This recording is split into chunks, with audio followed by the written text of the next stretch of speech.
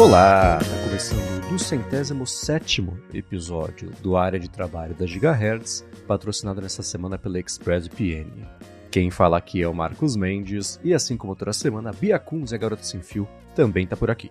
Tudo bom, Bia? Tudo bem, Marcos? Olá, pessoal, e passamos da metade do ano, estamos oficialmente no segundo semestre. Como é que tá o ano de vocês, hein? Como é que tá a academia? Será que estávamos falando disso antes da gravação? Do nosso atraso de academia? Minha meta é voltar essa semana, gente, mas eu acho que eu tô perdoada, né, Marcos? Eu tive um monte de problemas aí nesse primeiro semestre. E tô feliz, superei tudo, cumpri os meus compromissos, tô aliviada, agora eu tô descansando um pouquinho também. E só tô pensando nisso agora, voltar a malhar. As costas estão pedindo. Minha lombar está implorando. Os seus últimos meses foram tão complicados que eu, em solidariedade a você, não fui na academia também. Tá? Olha, tá vendo? Então a gente tem que voltar juntos, né? Vamos fazer aí umas mini metas. Vamos? O Projeto Verão? Projeto Verão, boa! Excelente. E vocês, ouvintes, e aí, como é que estão indo as metas de 2026? Cumprindo, ou então tá que nem aquele meme, né, que dá aquela portada no vidro, assim. Já viu aquela menina que ela vai 3 vezes, assim, ela bate 3 vezes na porta de vidro, porque ela erra. Aí aparece é um vídeo? É um vídeo bem antigo já. Sim. Aí tá lá, janeiro, põe, fevereiro, põe, março, põe. O meu foi mais ou menos assim. Mas tá passando, agora é só passar o frio também, aí vai dar tudo certo. Aproveitar pra malhar no frio, né? Um motivo, pra mim, pelo menos, é um motivo a mais, ajuda a esquentar. Tem gente que não gosta, né, de malhar no inverno. Nossa, é uma brincadeira não, uma conversa que eu tenho com a Larissa aqui em casa, assim, eu não sou muito de frio. Eu gosto de viajar no frio, é a frase mais fresca que eu já disse, mas que eu posso fazer. Viagem no frio eu acho gostoso, mas no dia a dia, acordar, trabalhar no frio, nossa, não. E a Larissa adora o frio. Eu também adoro. Fala, mas você queria o quê? Que tivesse um baita calor? Eu falei, não, eu queria que estivesse confortável. Não precisa estar um baita calor ou um baita frio. Precisa estar uma temperatura que não me faça pensar em qual temperatura tá, sabe? Eu não tenho que pensar em mais isso ao longo do dia. Essa é a minha temperatura ideal. Então, eu gosto desse ar-condicionado natural de Curitiba, né? Mas aqui também tá meio complicado, né? O verão passa de 30, mas agora é a melhor época, né? A gente acorda com 3 graus e vai pra academia, durante o dia já está em aprazíveis 13, 15 graus, que pra mim, pra malhar, é a melhor temperatura que tem. Você se sente mais motivado. Eu gosto muito de andar a pé, vocês sabem disso, né? Não dirijo mais e tal, então eu ando muito a pé, então eu gosto mais no inverno porque eu me mexo e tem um motivo a mais pra ir num lugar aqui perto que é de comida mineira, se eles têm um pão de queijo, uma broazinha, eu faço uma caminhada, a minha motivação é chegar lá, comer um queijinho, um café e voltar pra casa. Aí até funciona. Mas pra mim o problema é sair da academia. Tá frio de manhã, tudo bem, você vai, você sofre, você se arrasta até a academia, vai, beleza, você chega lá, começa a suar, fica calor, sair que é aquele choque, né? Você gasta toda a saúde que você acabou de construir pra não ficar resfriado, sabe? Protejam-se. Sim, por favor. Agora você falou sobre a meta do ano, eu vou falar da meta, olha só que transição, né? Eu quero saber se você já se candidatou pra ser corregedora de prompt da meta, Bia. Nossa, eu acho que muita empresa vai começar a colocar aí nos seus bancos, né, nas suas cadeiras aí, o cargo de corregedor de IA.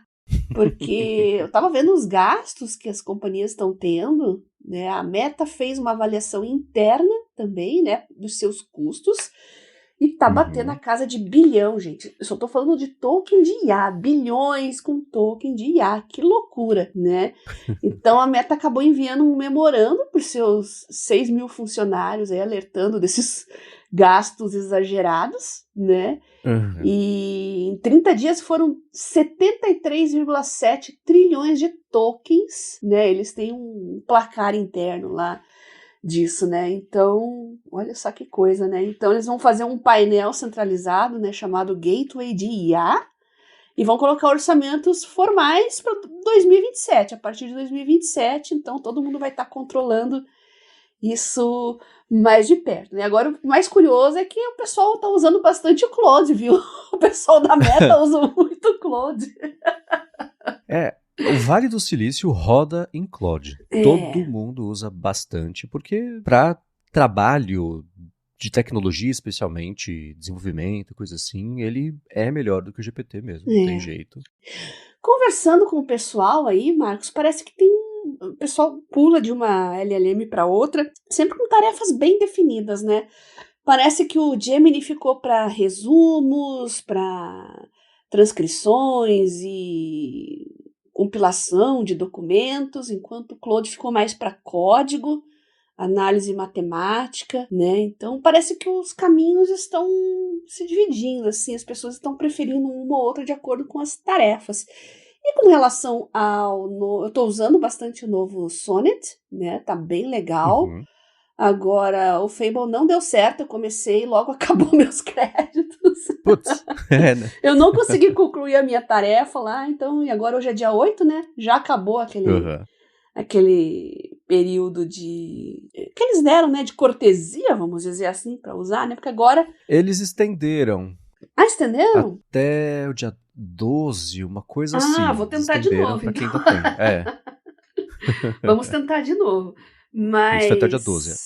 Eu vi comentários variados. Gente elogiando, gente falando que não é tudo aquilo, que só veio para eles ganharem dinheiro, né? O pessoal mais revoltado, os luditas de IA, né? Falam que é só para ganhar dinheiro. Então, eu não tenho uma opinião pessoal própria a respeito deste modelo. Queria saber de vocês, ouvintes, do Marcos, vocês estão usando, que impressão tiveram? Tô curiosa. A gente publicou no hipsters.tech um episódio falando sobre a parte técnica mesmo, tirando a conversa de que isso era... O pessoal fala marketing, né? Eu acho bobagem. Se era marketing, se não era... O pessoal da Alura estava usando, falou sobre isso. Depois a gente falou também sobre toda a confusão até que ponto a Anthropic foi vítima da própria tentativa de fazer hype e até que ponto é uma ignorância técnica do governo sobre o que está acontecendo, até que um pouquinho dos dois, que no fim das contas é o caso, né? Mas também vou deixar o link na descrição, mais claro que a gente quer ouvir de vocês, sim. As impressões também. Pra quem tá usando o Fable, quem usou, pra quem tá com acesso ao Mitos, vai saber se você trabalha numa empresa que tem acesso ao Mitos, fala com a gente. Isso aí. E começando aqui com os follow-ups sobre as últimas semanas, Bia, temos um follow-up muito interessante, que veio do Paruker. Ele falou assim, passando rapidinho aqui, só pra dizer que eu lembrei da Bia. Opa. Comprei panetone hoje. Aqui em Joinville, tem o Giasse Supermercados, que tem panetone o ano inteiro. Uma maravilha. O panetone, ele falou, viva o panetone fora de época. Quem ia ficar feliz é o João, um abraço pra ele. Eu não sou muito de panetone não, viu? Mas eu sei que tem muita gente que quer ficar feliz com esses panetones fora de hora aí. Nada impede que vocês assem o de vocês em casa, né? Verdade. Tá, é uma tarefa. Agora, sobre otimização do uso de tokens, você mandou pra mim um link que é de uma conta do Twitter chamada Bonnie Geek, e ele falou o seguinte, que para poupar tokens, uma boa ideia é falar em inglês com LLM. Assim, para quem usa IA e faz prompt em português, você já pensou em ter uma IA local só para escrever ou reescrever seus prompts em inglês? Olha. Ele fala que tem um custo por token para quando você escreve e pela quantidade de texto que é usado para treinar os modelos e em grande escala. Ele fala que, por ser em inglês, quando você fala com um LLM, um token é um token. Mas em português, é 1 para 1.16, ou seja, um prompt em português gasta 60% mais tokens. E ele mostrou uma técnica que ele... Assim, né? Você vai conversando com um LLM gratuito, um local, por exemplo... Fala o que você quer, pede alternativas para você.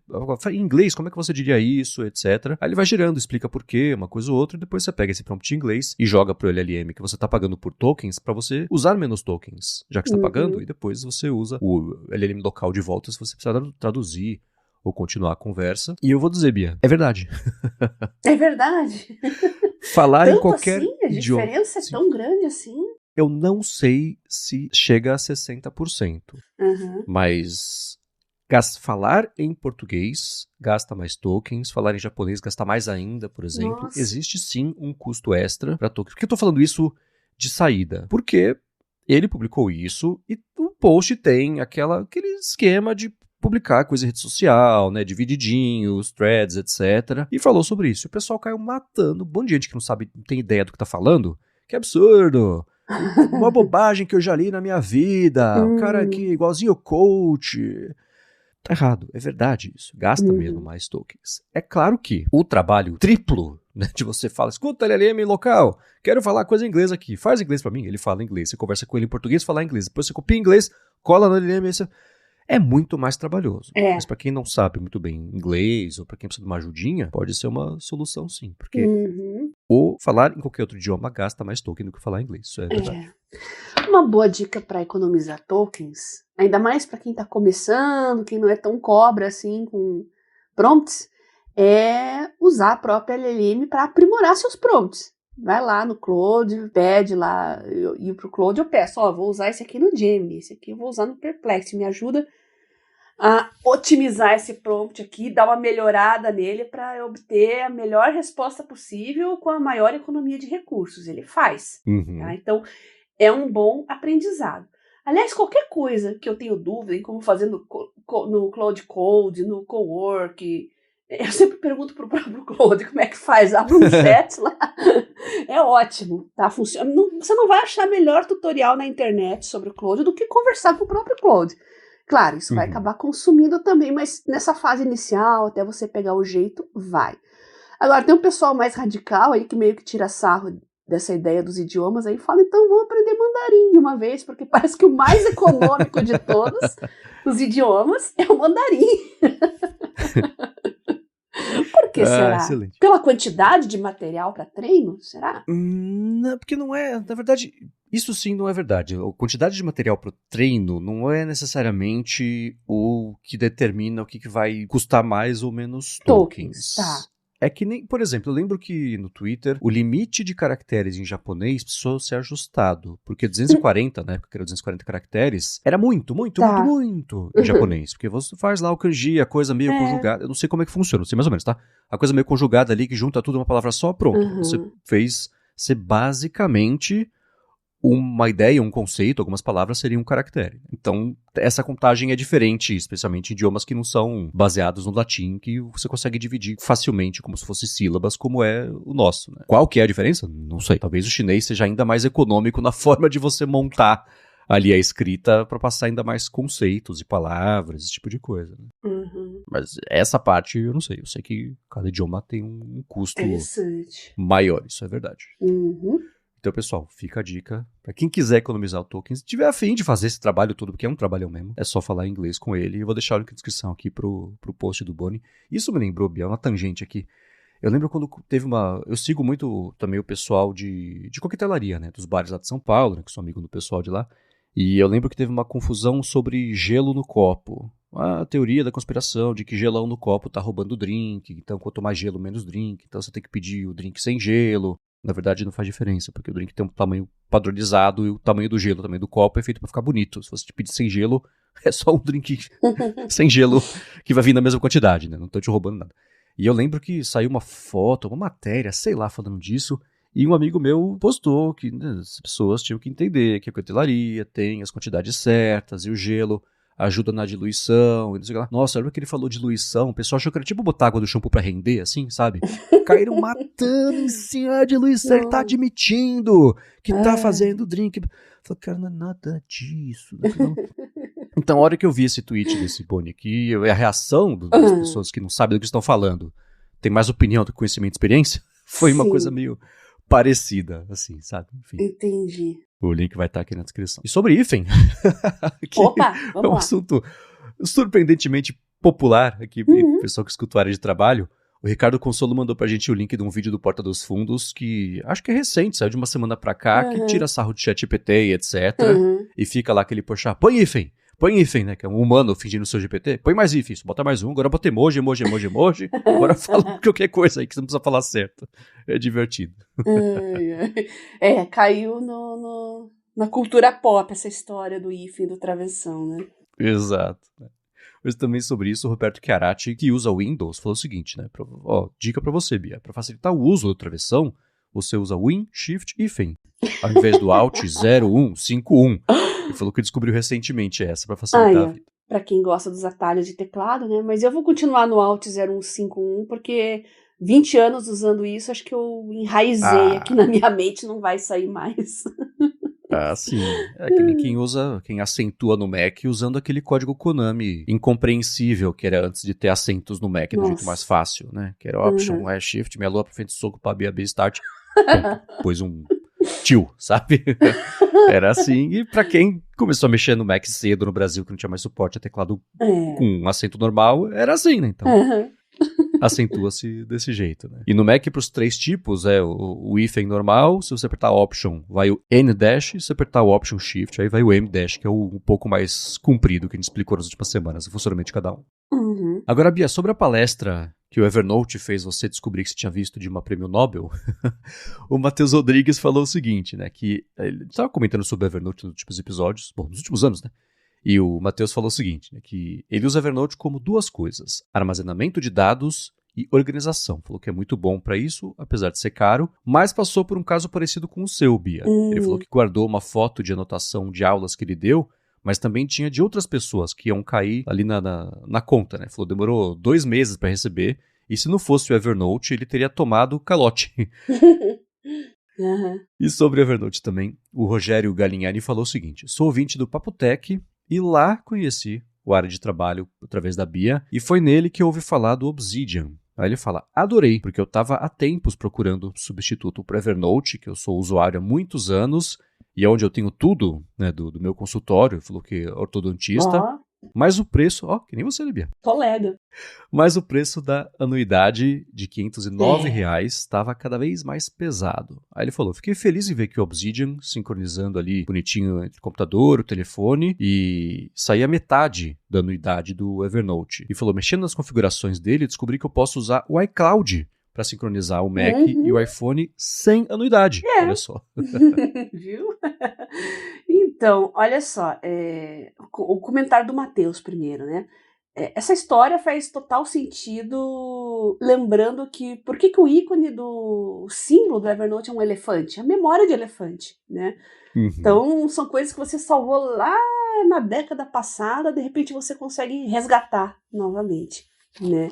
Essa é a ideia do elefantinho. Uma coisa que muita gente não entendia era o Evernote não ter limite de armazenamento. E realmente não é assim que ele funciona, não é com limite de armazenamento. O limite era de tráfego mensal, quantidade de coisas que você subia por semana, por mês, etc. Né?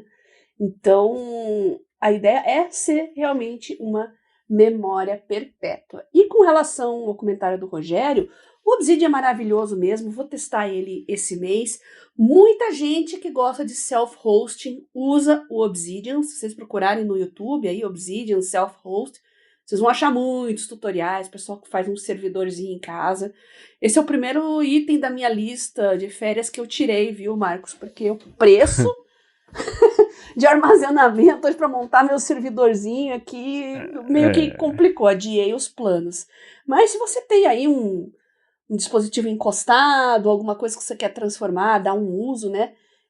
Eu já vi tutorial, se eu não me engano, acho que vi no manual do usuário, pessoal que faz com computadores de 2010, 2012, com Linux lá, transformando em servidor, né? Então, você tem um laptop encostadão ali, que ninguém mais quer saber dele, então, de repente, a oportunidade é essa. Não vai ser um super servidor, né? Às vezes você tá com um computador muito antigo, né? Quanto de armazenamento ele deve ter? 200, 300 GB, né? Por aí. Não é muita coisa, mas já é uma coisa. Já dá para fazer um trabalho legal, né?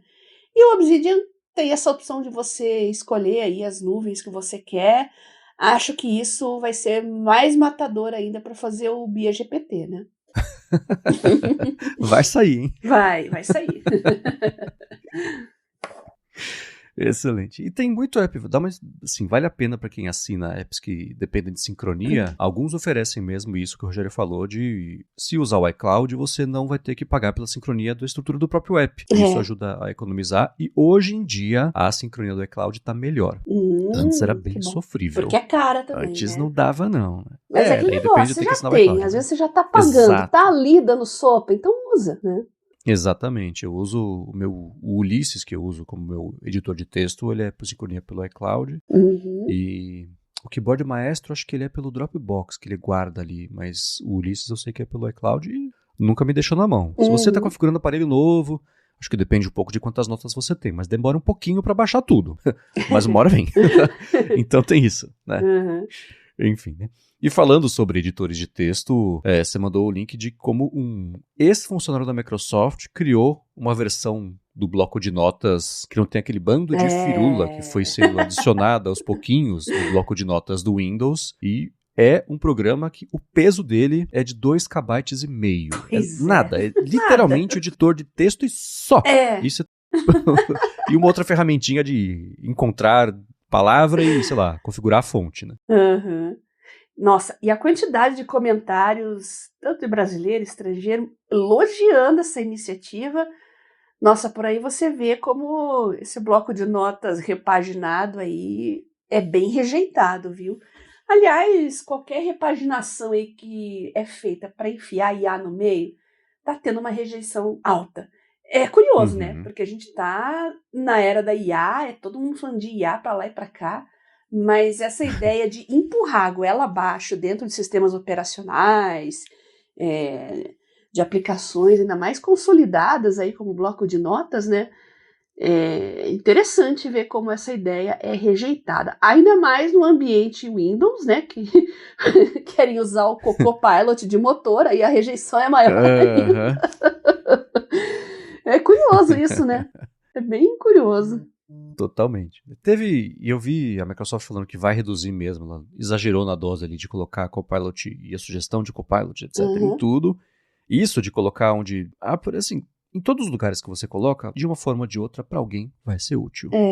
Mas no agregado, todo mundo recebendo tudo o tempo inteiro, é claro que dá uma saturada mesmo e ajuda a irritar isso de que as pessoas estão vendo a adoção de IA em serviços e plataformas como desculpa para pagar mais com pouco benefício percebido.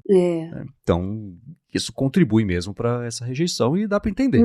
E a Microsoft falou, mandamos mal, a gente vai começar a reduzir aqui a quantidade de lugares que a gente está falando para vocês usarem o Copilot, porque, vamos ser sinceros também, o Copilot não é exatamente um primor do funcionamento correto e eficiente de inteligência artificial, né? E outro que tá assim é o leitor de PDF da Adobe, né? Pelo menos no Windows. Eu não sei quem usa ainda. Eu tinha aqui, não sei porquê, mas estava aqui.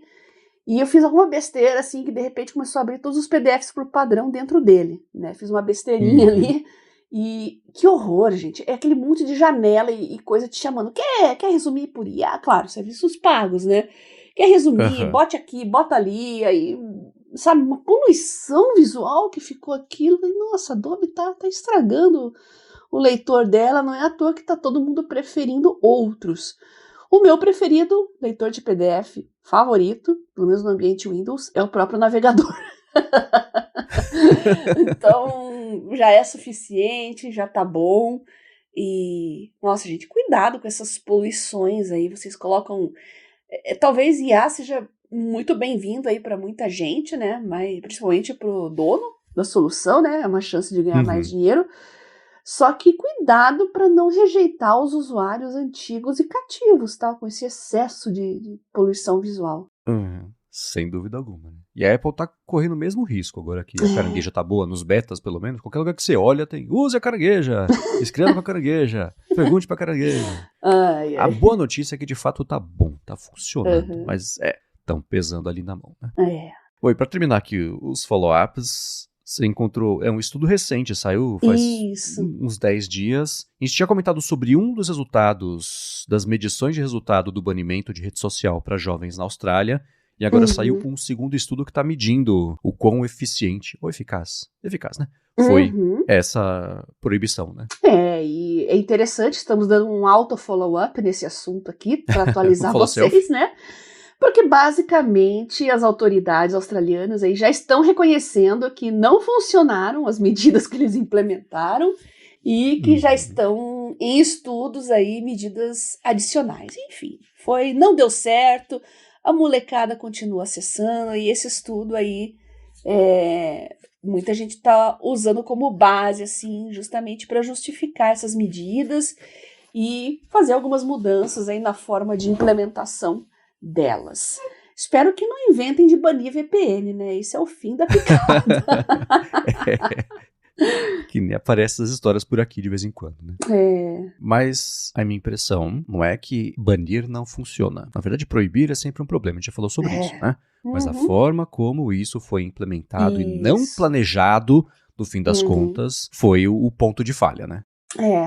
Pois é. Pois é, né? Então o link do estudo vai estar aqui na descrição. E a seguir é aquele momento do episódio em que eu aprendo e fico quieto e escuto com a Bia que a gente vai falar sobre, achei ótimo, o guia de sobrevivência para professores e alunos em tempos de LLM.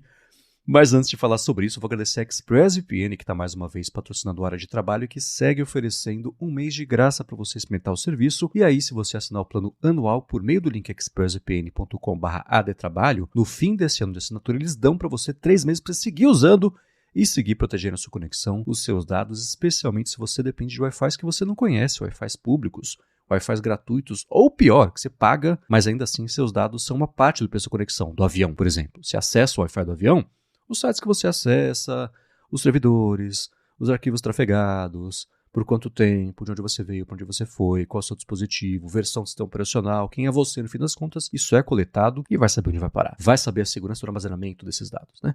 E você pode proteger tudo isso roteando a sua conexão pelos canos impenetráveis da ExpressVPN, porque aí nem ela sabe nada disso que acontece com os seus dados quando você usa uma conexão, independente dela ser sua ou não. E para streaming é muito bacana, porque se você usar a ExpressVPN e rotear a sua conexão por mais de 100 países que eles têm servidores, você vê o catálogo desses países, que é um catálogo diferente do que tem aqui no Brasil. E para ver como é fácil colocar no seu telefone, no tablet, no computador, até no roteador de casa direto se você quiser, vai em expressvpn.com/adtrabalho, testa por um mês de graça e se você assinar o plano anual, eles dão 3 meses para você de uso extra aí depois do fim desse ano de assinatura. Muito obrigado, ExpressVPN, pelo patrocínio de mais esse episódio do podcast e pelo apoio a toda Gigahertz. Obrigado, pessoal da ExpressVPN, por continuar salvando as nossas vidas aqui no área de trabalho. Obrigado e vamos lá, Bia. Estou pronto para anotar. Eu, como é que era lá o livro, o kit de escoteiros da Disney num braço e o guia de sobrevivência para professores e alunos em tempo de LLM no outro. Eu vi um artigo aqui no New York Times, foi o ponto de partida, né, disso que nós vamos falar aqui hoje, que fala que basicamente que a cola, né, com IA dos estudantes é praticamente impossível de se detectar atualmente, né? Aí eu fui lá ali, eu vi que tem alguns TikTokers, aí a ideia de falar de guia de sobrevivência, Marcos, eu peguei de uma TikToker, que eu fui lá ver o vídeo dela, o guia de sobrevivência do estudante do ensino médio, do high school, ela é americana. E basicamente é usar IA pra tudo. A dica dela. Ela não faz mais tarefa de casa e ela tem um orgulho imenso de compartilhar essas dicas, né? E você fica pensando, puxa, e você vê as dicas que ela dá e tal. Realmente acaba embasando o que o New York Times falou. Tá impossível de se detectar cola por IA. Então, professores, vocês vão ter que mudar a forma de avaliar os seus alunos. A gente já falou disso, mas vamos reforçar aqui. E estudantes, vamos falar de estudante de ensino superior. Acho que ensino médio é caso perdido, viu, Marcos? Tá. Porque eles só ensino médio passar de ano e acabou. Mas ensino superior é diferente, né? Tá. Você tá pensando em carreira, você vai entrar para um estágio. Como é que você vai fazer um estágio na sua carreira se você praticamente viveu de colar durante todo o período que você cursou suas disciplinas, né? Então, o interesse é diferente. Começamos por estudantes ou professores? Vamos falar por estudantes primeiro, né? Eu acho que a gente está num momento agora que as dificuldades que as pessoas têm em determinadas áreas vão tender a morrer. Se você tiver disposição, boa vontade, um tiquinho aí pelo menos de autodidatismo, você pode usar as LLMs para aprender qualquer assunto. E eu faço isso o tempo todo. Eu peguei alguns slides, né? Eu não achei um curso de docking molecular, por exemplo, que eu queria muito fazer. Achei alguns pagos bem caros. Falei, puxa, eu queria ter pelo menos noção, né? Consegui alguns slides, alguns papers, alguns materiais. Montei um curso ali nas próprias LLMs e falei, bom, eu quero fazer um hands-on agora disso aqui. Eu vou lendo as coisas e a gente vai fazendo tarefas, exercícios para ver se eu estou assimilando as coisas. E isso funciona para qualquer coisa, gente. Desde exatas, né, para cálculo, você pode colocar IA lá para não só trazer o resultado para você, mas explicar passo por passo, linha por linha, né, quando você está resolvendo um problema, né, como que você chegou até aquele resultado, tá? Essa é uma maneira que eu mesma gostei muito de estudar exatas assim, tá? E estudar com canetas de cores diferentes nesse sentido ajuda, porque aí eu faço os cálculos ali, linha por linha, até chegar no valor final e com uma cor diferente, né? Eu faço um recuo ali no papel e vou escrevendo, né, com outra cor, assim, o que eu fiz em cada passo da resolução do problema. Essa foi a forma que eu usei a vida inteira. E é interessante, né? Hoje com as LLMs, eu posso fazer isso quando eu não conheço nada do assunto, né? Porque para você colocar ali passo a passo do cálculo, você tem que saber o que você está fazendo. E quando você não sabe, quando você quer aprender, como é que faz? Então, eu sugiro que se comece dos problemas mais fáceis, você tenta resolver, vai lá na sua IA favorita e pede para ela explicar como é que faz para chegar no resultado. E dali em diante você tenta mimetizar o que a IA faz, porque ela vai te explicar bem direitinho, passo a passo, ó, aqui você tem que fazer isso, tal. Então você tende a aprender. Depois que você fez isso com os exercícios mais fáceis, aí você vai para os de dificuldade média e deixa os mais difíceis por último. Os professores de cálculo, por exemplo, que é a famigerada, a disciplina mais temida, eu acho, dos cursos de exatas, né? Os professores tendem a não dar muita bola, sabe? Eles jogam a matéria lá, não estão nem aí com grau de dificuldade. E quando tem alunos com problemas e muitos zeros, eles pegam, abrem monitoria para veterano e os veteranos vão lá dar a monitoria. Mas é complicado, eu vejo muita gente falando, poxa, eu trabalho, venho para a faculdade, onde é que eu vou arranjar um tempo para eu vir até aqui no horário, aqui na sala de estudos que tem os monitores à disposição? Não tenho tempo para isso, isso realmente é um problema, gente. Então, quem só estuda, o estudante lá que mora lá com os pais ainda, jovenzinho e tal, ele tem todo o tempo do mundo para isso, realmente eles têm uma vantagem nesse sentido. Agora, para o pessoal que é realmente vida louca, né, que trabalha e estuda, né, não é fácil, né, são guerreiros realmente, hoje eu vejo isso, vocês têm que aproveitar do autodidatismo das LLMs cada vez mais para vocês terem um tutor na hora que vocês quiserem, não na hora que vocês podem ir, né. Então, e o bacana das listas de exercícios que os professores passam é que você pode também colocar na LLM, né, o Claude é muito bom para isso, vocês podem usar o Opus para isso, que ele é fantástico, e pede, reordena essa lista para mim, coloque as questões em ordem de dificuldade nessa lista, porque geralmente é tudo um mais fácil, um mais difícil, é tudo aleatório, né? E fazer em ordem incremental de dificuldade, para mim, sempre foi o que mais me ajudou a dominar algum determinado assunto, tá?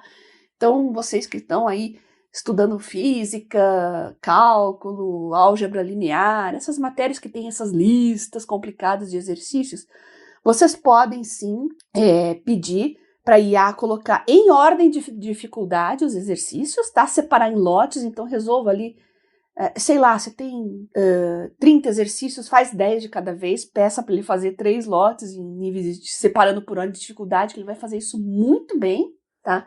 Aliás, as IAs são muito treinadas para isso, tá? Porque realmente a internet é bem alimentada com relação ao conteúdo didático, então vocês vão ter os melhores tutores do mundo em exatas, tá? E para as outras áreas, você também pode, né? Se você fala que você está estudando um determinado assunto lá por um certo livro que o professor gosta, e se você tem provas antigas, atividades antigas do professor, ou mesmo os slides das aulas do professor, faça de forma que você tenha a IA ali, peça para ela incorporar o papel daquele professor. Agora, você é o professor fulano. Então, ele vai aplicar os exercícios e treinar você, cobrando as coisas do jeito que ele cobraria se ele fosse o tal professor, né? Porque tem professor que é de um jeito, outros são de outro, outros eles tendem a seguir mais, dar mais importância àquilo que eles pesquisam, né? Então são assuntos que eles gostam mais, têm mais afinidade, então eles acabam cobrando mais isso em aula. Então você dá esses insights aí para IA, fala, olha, ele gosta desse assunto aqui, ele sempre dá um destaque no slide, nas suas anotações de aula é importante não se preocupar em copiar tudo que o professor está falando, né? Copie tópicos, mas sempre aquilo que ele dedica mais atenção e que ele ressalta e fica muito tempo falando, coloque nas suas anotações que ele está dando mais importância para isso. Isso é muito mais importante do que a anotação em si. Porque o assunto, gente, o slide, então, isso você acha em qualquer lugar, né? Em livro, na internet. Então é mais importante você ver os comentários do professor e o tempo que ele dedica para cada subtópico. Então isso é o modo 3.0 de se fazer anotações em aula na era da IA, tá bom? Com relação a professores agora, você quer fazer alguma pergunta, Marco? Você como estudante? Não. Manda bala. E eu gosto muito de fazer os quizzes, os questionários, as coisas assim, baseadas nas minhas anotações de aula, os slides, eu deixo tudo no Drive, lá faço com o Claude, e falo, ó, tá aí os slides do professor, tá aí as minhas anotações de aula, agora monta um quiz pra mim, aí eu explico bem direitinho como é que eu quero, ser discursivo, objetivo e tal, do jeito que o professor costuma cobrar, né? Então eu não perco mais tempo estudando como muita gente faz, você fica relendo e relendo e relendo as anotações, tá?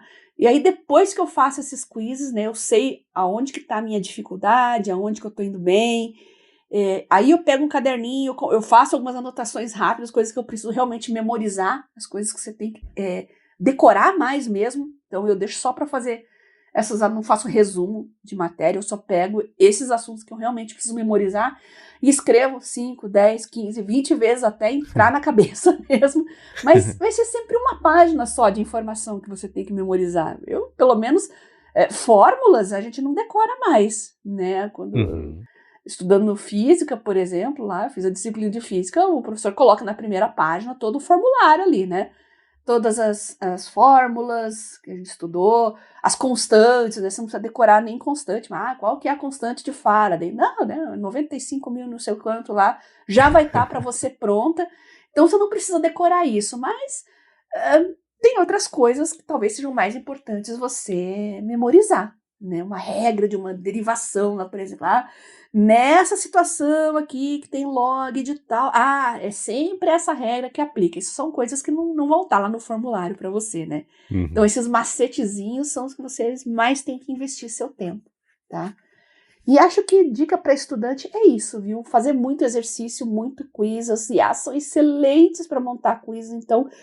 E eu faço em qualquer lugar, às vezes eu tô no Uber, tô trabalhando, tem um intervalo para almoço, tô em algum compromisso, tem um intervalo entre um compromisso e outro, eu faço ali no celular mesmo, né? Faz aqueles quiz interativos, dinâmicos. Infelizmente o Claude ainda não, mobile, ainda não tem o quiz interativo, mas o Gemini tem. Então você faz no celular ali mesmo, você só lê e vai marcando a alternativa correta e ele vai pulando para a próxima questão. É bem legal. E te dá a devolutiva depois.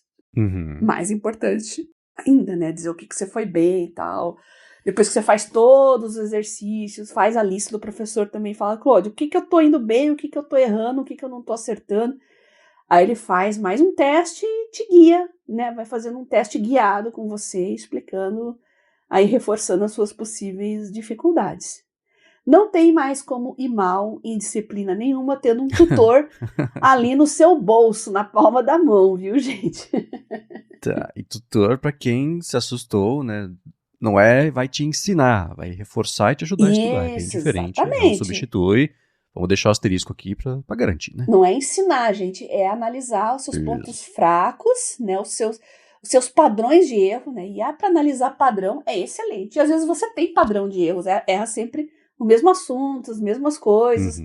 Então ele vai lá, ele consegue detectar isso e reforçar isso com novos testes. Então, é isso, gente. Vocês estão na era do autodidatismo. Não sejam dependentes de professor, né? A gente já falava isso há muito tempo, né? Com internet, com livros e tal. Mas ainda assim tinha gente que tinha dificuldade, não sabia nem por onde começar. Tem pessoas que têm dificuldade para estudar sozinhas. Se você é esse tipo de pessoa, a IA simplesmente acabou com essa dificuldade, tá? Coloca ele no modo tutor lá e deixa que ele cuida de tudo. Agora, você disse, não sejam dependentes do professor. Você não está dizendo que o professor ficou ultrapassado, é inútil e não precisa, certo? Só para garantir também, para não recebermos e-mails aqui. Não, dependente de professor, quando eu digo, é você procurar o coitado lá fora do horário, ele já tá super atarefado. Exato. Receber aluno fora do horário de aula. Gente, vocês que são de universidade pública, vocês sabem o que eu tô falando, né? Acumula a função. Se além de professor, você tá lá você está coordenando pesquisa, às vezes você tem um cargo também ali no colegiado, a coordenação da disciplina, coordenação de curso, essa parte burocrática, assim, suga um tempo absurdo, tá? Então, ainda ficar recebendo um monte de aluno lá para tirar dúvida, não é à toa que eles colocam monitor, eles não querem mais saber, eles não têm tempo, gente, não dá, entendeu? Então, mas o monitor também tem os limites dele ali, tá? Então, ainda é só um. E tem esse problema de você, né, gastar o tempo que você não tem e ficar procurando professor, monitor e tal, enquanto com a IA, se você só tem da meia-noite até as 2 da manhã para estudar, então tá resolvido o seu problema. É isso que eu quero dizer, tá? Agora, professor não substitui, gente, porque quem vai te dar todos esses insights, perceba, eu tô falando para IA te treinar, mas eu tô falando para usar uns slides dos professores, as observações que você anotou, o supra-sumo, a nata das aulas são os comentários dos professores, tá? Aquelas atualizações, ele traz um paper mais atualizado sobre aquele assunto e comenta aquele paper, isso é o que melhor o professor pode passar para vocês, e não ficar lendo tópico e subtópico de slide, né, igual no tempo da carochinha, né? Ninguém acho que mais faz isso, né? Sim. Mas e do lado dos professores, quando o assunto também? Qual é o capítulo do Guia de Sobrevivência para Professores? Então, ainda dentro do New York Times aqui, gente, eu vou colocar o link pro Marcos, o Marcos vai deixar o link do artigo para vocês, tem alguns desses TikTokers aí, né?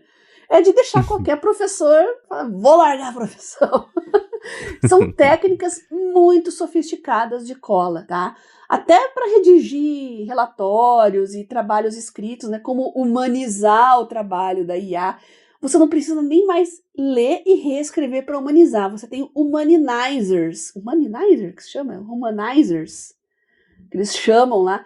Que são IAs ali, serviços e também chats específicos para tornar aquilo que as próprias IAs geram mais humanas. Então vai ter uns typos ali de propósito, umas frases mais mal colocadas de propósito, né, para ficar com cara de trabalho de aluno.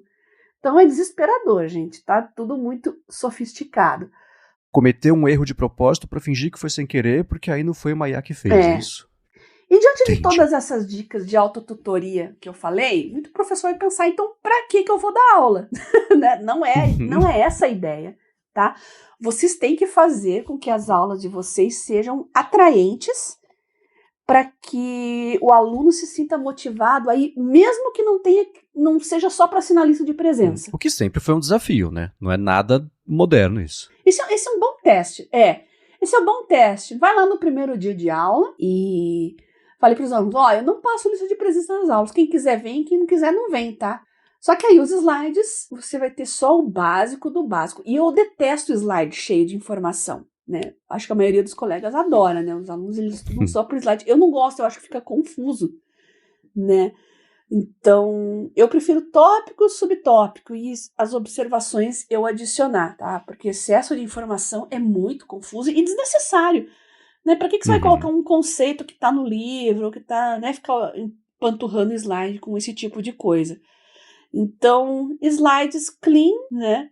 Mas a nata das informações que você vai passar em aula, só quem estava lá vai conseguir assimilar e responder na prova depois. E eles vão perceber isso com o tempo, tá? Então, essa é uma maneira muito boa de se valorizar também. O aluno vai valorizar o seu trabalho também, tá?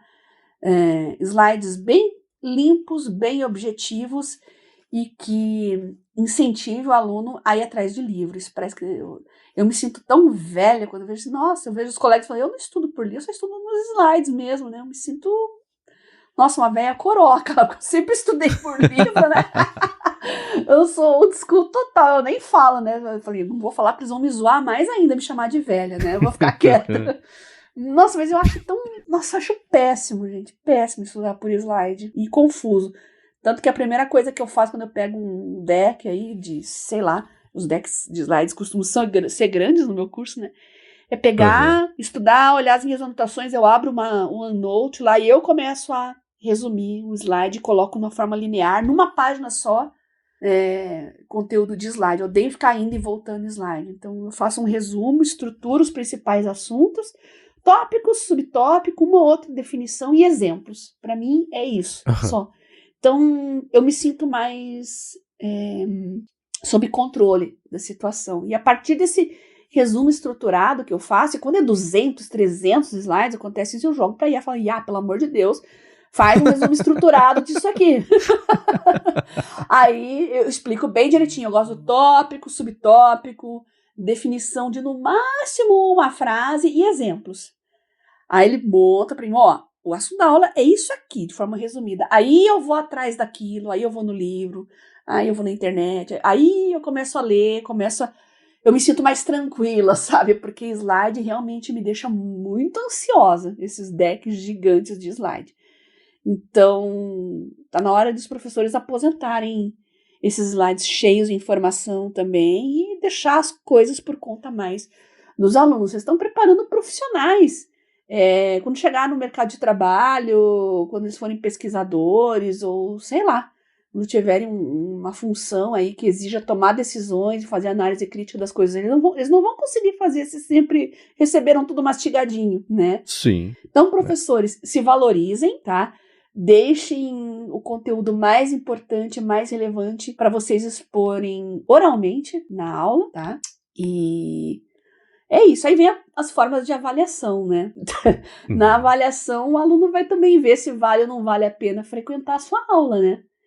Então, aqueles trabalhinhos, faz, entrega dia tal. Ih, gente, isso aí, se vocês forem ver os vídeos dos TikTokers aí, é só perder tempo. Vocês vão perder tempo elaborando os testes, perder tempo corrigindo depois, e sendo que ninguém usou nada para nada daquilo lá. Não, é inútil, tá? Eu acho que isso vai morrer cada vez mais. O que vai ficar, talvez, quem dá disciplina de laboratório, essas coisas assim, que você tem que fazer um relatório, né? E eu tive muito isso. Aí não tem jeito, porque você teve que estar lá, ter feito as coisas, apresentar os resultados que você obteve e colocar isso no papel. Não tem jeito. Isso quem não tem tempo, mas se você anotou tudo à mão, e eu já fiz isso, na correria eu anoto tudo à mão, eu não tenho tempo para transformar num negócio digitado, eu vou e jogo na IA mesmo, isso aqui foi tudo que eu observei, que eu anotei no experimento de hoje, só coloque num texto corrido para mim e tal, título bonitinho, os bullets ali para ficar bem organizado, e pronto, ele faz para mim, eu confiro e mando. Fiz isso um monte de vezes, tá? Para isso a IA é ótima e eu até incentivo que usem, tá? Mas eu gosto muito de escrever à mão. Eu sei que eu escrevendo à mão, eu aprendi e eu memorizei aquilo, tá? Passar para um documento do Word é uma mera formalidade, tá? E prova, gente, como é que vai ser prova no futuro, né? Com essas IAs aí. Prova, eu acho que tem que ser cada vez mais discursiva, sabe? Eu sei que é difícil, tá? No meu curso mesmo tem turmas grandes e acaba sendo prova objetiva. O professor não tem tempo realmente para ler redação, né, de aluno. Eu fiz umas provas assim, até fiquei pensando depois, comentei no episódio passado, né? Nossa, eles vão ter que corrigir um monte de prova assim. Eu fiquei com pena do professor, porque eu escrevi páginas e páginas e páginas, né? Não sei se todo mundo escreveu do jeito que eu escrevi, mas fiquei um pouco de pena. Só que a melhor maneira de avaliar se um estudante sabe um assunto é botar ele para escrever, gente. Não tem jeito, tá? Os seminários também tiram um pouco esse peso do professor aí, né? Obriga o aluno a ir pesquisar. Então, vai usar IA para pesquisar, deixa. Vai montar os slides com Gama lá. Eu faço tudo no Gama, deixa, não tem problema. Só que ele vai ter que ir na frente da turma e mostrar que ele sabe aquilo. Então, ele tá usando a IA, tá, mas tá usando para aprender. Ele tem que passar a informação correta. E se a IA falar besteira, ele falar besteira, ele tá lascado também. Então, não é só perguntar para a IA, é caçar as fontes, e aí eu recomendo, procura papers, capítulo de livro, joga lá no Notebook LM. Se você não entendeu nada, conversa lá com o Notebook LM sobre aquele assunto e faz ele te explicar o que você não aprendeu. Então, e treina, né? O que tem que falar em cada slide, a IA é ótima para isso também, eu gosto de usar essa função também. Porque, às vezes, o professor dá um tempo para você apresentar o assunto, né? Aquela apresentação. E eu tenho uma certa dificuldade com isso. Às vezes, nossa, eu fiz uma quantidade de slide, será que eu vou estourar o tempo? Nunca aconteceu de faltar tempo, mas comigo sempre acontece de estourar. Então, eu peço para a IA sintetizar a apresentação que eu montei, eu já monto em forma de prompt, né? E eu falo, isso aqui tudo que eu vou falar vai caber em 20 minutos? Daí ele começa a enxugar o assunto para você e fica bem mais fácil depois de não estourar o tempo permitido, tá? Então, acho que é isso, né? Prova discursiva, seminários, fazer o aluno falar, aulas práticas, fazer relatório explicando os resultados que ele obteve, porque se ele usar IA, ele vai estar aprendendo, ele vai entender por que ele obteve aqueles resultados, então é uma IA propositiva nesse sentido. E é isso, botar o aluno para pensar, raciocinar e mostrar que ele sabe. E é isso. Como eu falei, eu vou deixar o link aqui para vocês darem uma conferida nesse artigo no New York Times e passarem raiva com os TikTokers. E bom, tanto quem está na faculdade, na escola, quem tem contato com essas ferramentas, os haters de propositators, para parecer que da IA, e professores, professoras também, contem pra gente, a essa altura, assim, como é que vocês pretendem, não, como é que vocês já estão adaptando, o que vocês já viram que funciona, o que vocês já viram que não funciona, né, na faculdade, em ensino médio, acho que são follow-ups, esses em primeira pessoa, de vivência, conhecimento de causa, são os que mais ajudam a gente aqui a expandir o papo lateralmente. Então vão em gigahertz.fm/feedback para mandar para vocês. Se vocês quiserem contar casos que vocês colaram também, a gente não fala o nome, não se preocupa, mas vai ser interessante. Exatamente. Para vocês mostrarem para os professores como que eles não devem fazer. Eu fiz um trabalho então, assim, meu TCC inteiro foi a IA que fez, eu não sei nada daquele assunto. Eu não duvido que isso comece a acontecer, viu? IA fazendo TCC, o aluno se forma e ele não sabe patavina daquele assunto. O que também não é um problema novo, né? Sejamos sinceros. Mas aí é só tira mais novo, ainda esse atrito. Antes tinha que pagar alguém para fazer, né? A gente via na faculdade, no folheto lá dizia que fazia correção de TCCs, tá? A gente sabia que não é correção porcaria nenhuma, né? O pessoal lá negociava e fazia o trabalho.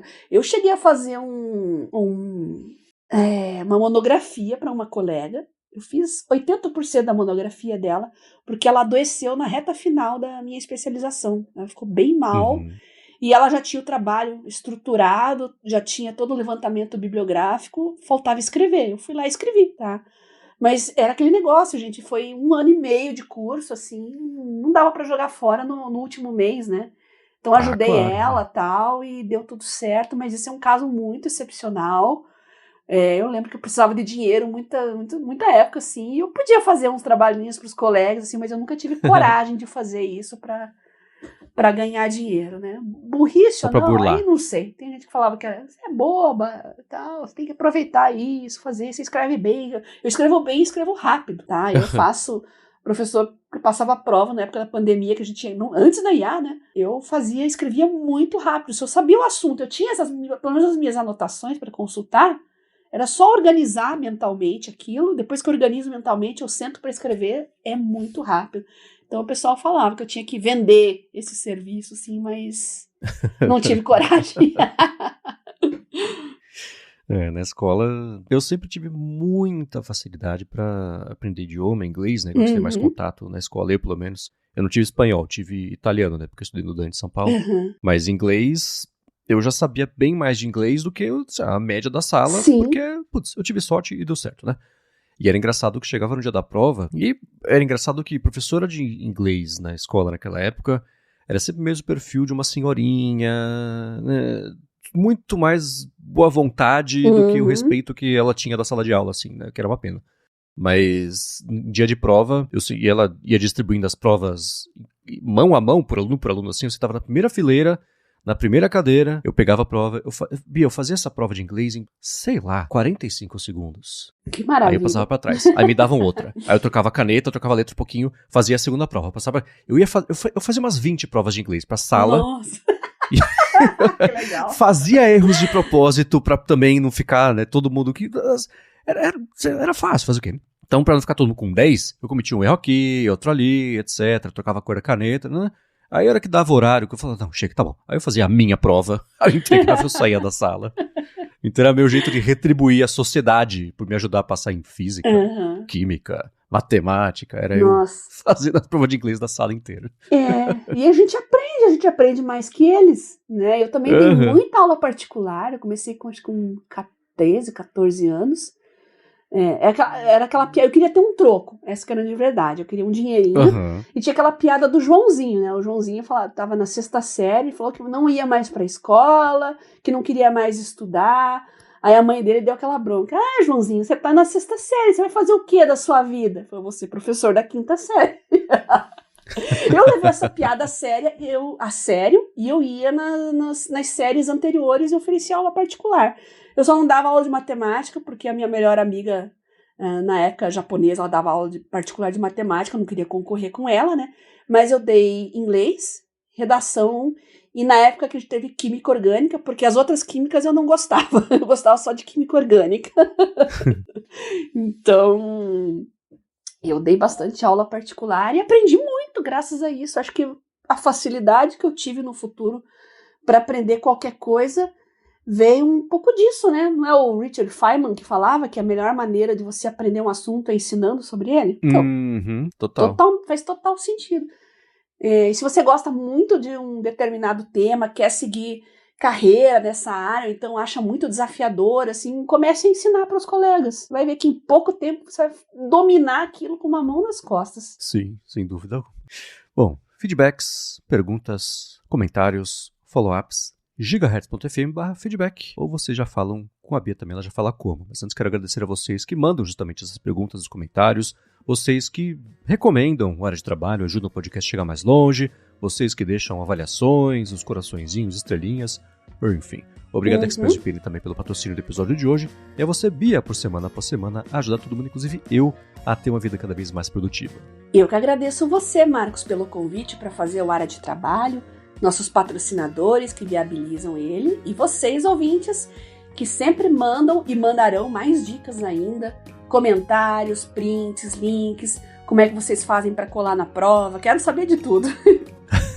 Mandem tudo para nós aqui no meu Telegram, @BiaCunze, e mandem pro Marcos também, que a gente vai compartilhar dicas, seja você professor, aluno, vocês que são autodidatas. Eu sei que tem muito programador que se tornou programador sendo autodidata. Eu queria saber como é que vocês estudam quando surge uma linguagem nova que você quer aprender, como é que você faz para estudar?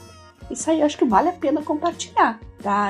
Tem muita demanda para isso, porque curso de programação na internet é o que não falta. O que as pessoas se perdem é por onde eu começo.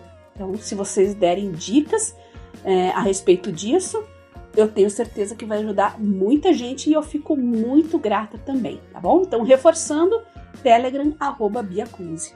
Boa, para falar comigo, MVC Mendes, apresento por aqui o Área de Transferência, também o A Fonte, apresento para a Lura o IA sob o controle e escrevo, os textos estão lá no 9to5Mac. Obrigado mais uma vez pela audiência de vocês e a gente volta na quarta que vem. Beijoca sem fio a todos e até semana que vem.